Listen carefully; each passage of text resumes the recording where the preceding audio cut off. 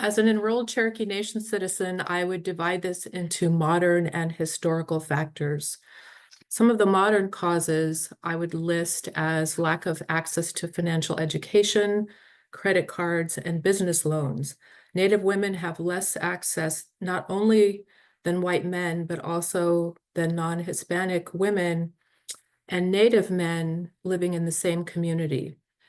Also, caretaking responsibilities for children and elders and the lack of available policies and programs for caretaking. Third are transportation barriers. Distances are far, cars cost now as much as a house used to, repair costs are high, and there's also a really lack of public housing, or sorry, public transportation in Native American communities.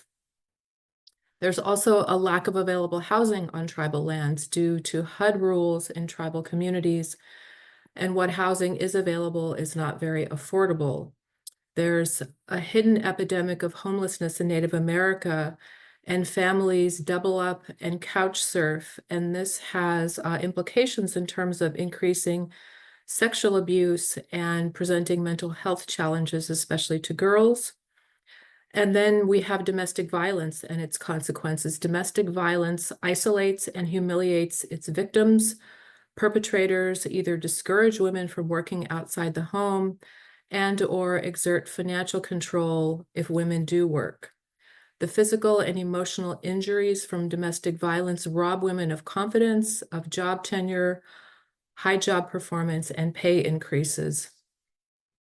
This lack of opportunity also makes women and girls have to walk between the white and Native worlds, and this puts them at risk for becoming missing and murdered. In terms of historical factors that led to the conditions that I just mentioned, there are many, but let me just talk about three primary ones that we identify as Native people. First of all is at the time of contact with Europeans, there was a great demand for native male-produced furs and pelts from animals to export to Europe for hats, gloves, and coats. This began shifting gender rights and power within Native families, and the imbalance continues to this day. Boarding schools were special targets for Native girls, and so they realized that Native girls influence family and communities, and a quote from a Presbyterian minister working in Wisconsin at a Native boarding school in the 1880s said that if we get the girls, we get the race. Finally, land dispossession. Traditionally, women were in charge of growing food communally for the entire tribe. White male legislators, however, looking to reform Native people, saw agriculture as the domain of men. They subsequently forced Native men to take up the plow when they no longer had ranges of land to hunt on. These laws confined Native women to the individual nuclear household to spin, sew, and cook, thus robbing us of our collective organizing power.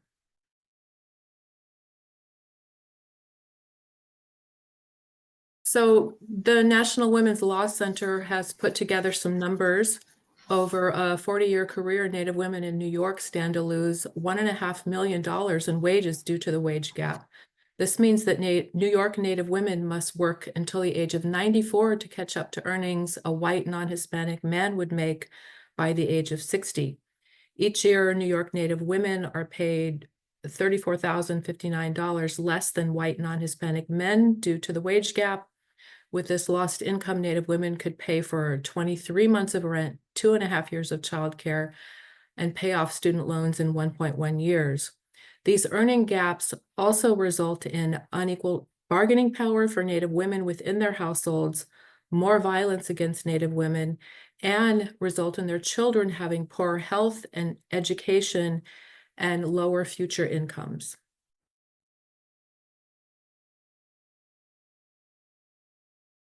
The way we see this is there's a real need for building on-ramps to education, training, and jobs for Native women and girls through, first of all, bonding and bridging social capital platforms at the local, tribal, state, and national levels. And what I mean by that are, first of all, within Native American communities, building out culturally appropriate group-based collectives that we Native women once had everywhere. And with these, we're able to pursue financial education, savings, business capital, and marketing. We also need to connect girls and women with people outside of their network who can help them access education, training, and job opportunities. We also need to advocate for support for child and elder care cooperatives. We also need to establish women's financial giving circles where allies can help support Native women and girls' education, training, and businesses. Finally, we can provide women and girls with training in and seed capital for construction trades and the green energy sector. The work we have done at Indigenous Justice Circles so far include a number of things along these lines. The first is supporting women and girls' mental health through revitalizing our matrilineal intergenerational connections, which increase our power and access at the local, tribal, state, and national levels. We also provide self-defense courses to women and girls. And this does not sound like it relates to economics, but it does, because it increases their sense of confidence. They gain a stronger self-identity. They report having more bodily integrity and autonomy. And then they're more able to pursue educational and job training opportunities. We also organize and connect women and girl Native artists to financial and business training, to market opportunities such as Etsy, and we also help them to access capital for their businesses. Finally, we have a training program for Native women and girls in civic leadership. And again, this relates to economics because once they have a seat at the decision-making table, they're able to advocate for economic policy changes, again, at these local, tribal, state, and national levels.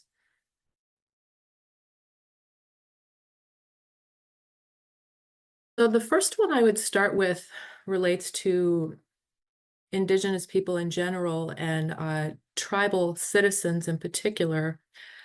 The General Accountability Office of the U.S. government reports in almost every single annual report of the last decade that the U.S. government is not upholding its responsibilities to tribal nations in terms of investing in their energy, education, healthcare, and housing.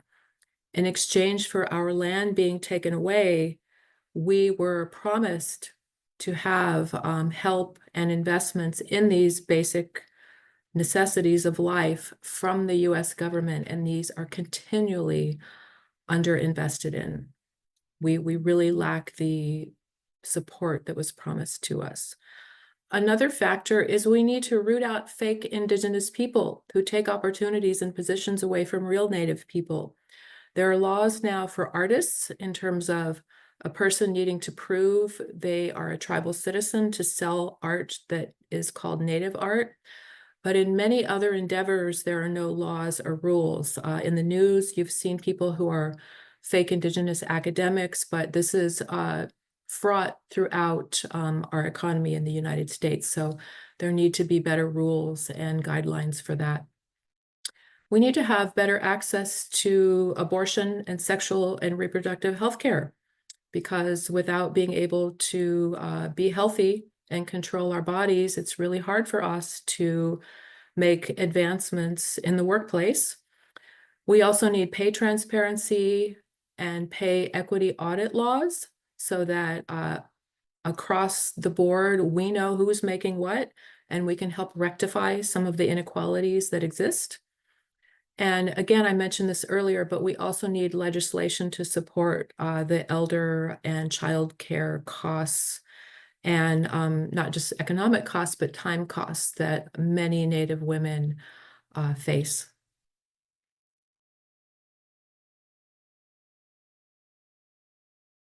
I would begin actually with girls. Among Native Americans only 69% of girls actually graduate from high school.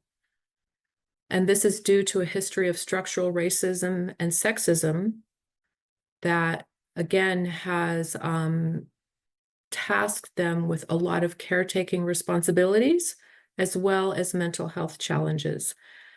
Half of Native children do not live with one or both parents because of things like incarceration of Native people, substance abuse that is used as medication for intergenerational trauma. So there are a lot of challenges that actually keep people from being able to get that first crucial credential, which is a high school diploma or a GED. And so we need to support Native girls' education through advocating states to provide culturally appropriate school curricula that admits the history of Native American people in this country. We need job internship opportunities for girls while they're still in high school, as well as college readiness programs. We could also appeal to the private sector, banking and finance partners to establish savings clubs, business and investment training, giving circles, and community-based scholarships for Native girls. And I'm not talking about just the one Native girl in a high school who's the shining star. I'm talking about cohorts of girls, groups of girls, because often a girl goes off to college from a rural tribal community and she feels completely out of place. The culture is different.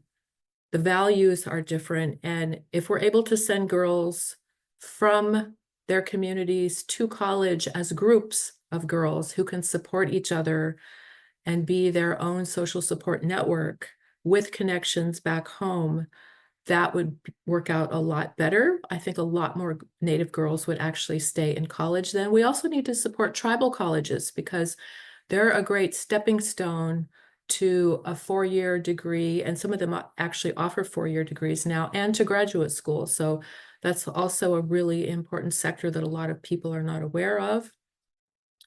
Again, and let me continue to beat this drum, is that we need tribal, state, and national legislation and funding for both child and elder care. And finally, as I mentioned earlier, we need to advocate for the US government to uphold its promises to tribal nations in terms of supporting energy, housing, education, and healthcare to tribal citizens in exchange for the land that was taken from us.